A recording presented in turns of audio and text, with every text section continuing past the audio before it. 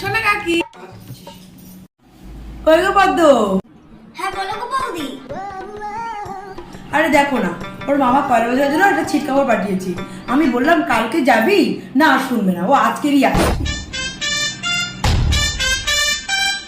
না দেখো মেয়ের যে দেখো, ও এক্ষুনি আসে। হ্যাঁ এ নাও। ছিটটা তো ভালোই হয়েছে গো বৌদি। শোনা কাকি, এবার তাড়াতাড়ি আমার জামার মাপটা নাও। আরে বাবা, তোর মাপ তো আমার কাছে আগে থেকেই আছে, তোকে অত চিন্তা করতে হবে। আমি ঠিক বানিয়ে দেবো। পরশুদিনই তো পয়লা বৈশাখ, তার আগে থেকে আমার জামাটা বানিয়ে দেবে তো? হ্যাঁ হ্যাঁ, তুই তো নতুন ফ্রক কালকেই পেয়ে যাবি। আচ্ছা তবে আসি গো পদ্ম। আচ্ছা তবে আসো।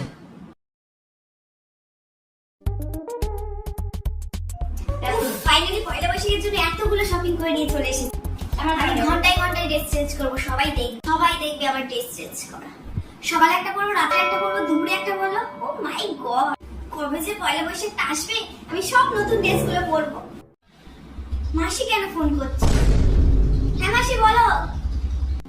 না না মাসি, তোমাকে কোনো জামা কাপড় কিনে নিতে হবে না। তুমি আমাকে 5,000 টাকা অনলাইনে পেমেন্ট করে দাও, আমি আমার নিজের পছন্দ মতো কিনে নেবো। হ্যাঁ ঠিক আছে, যাও।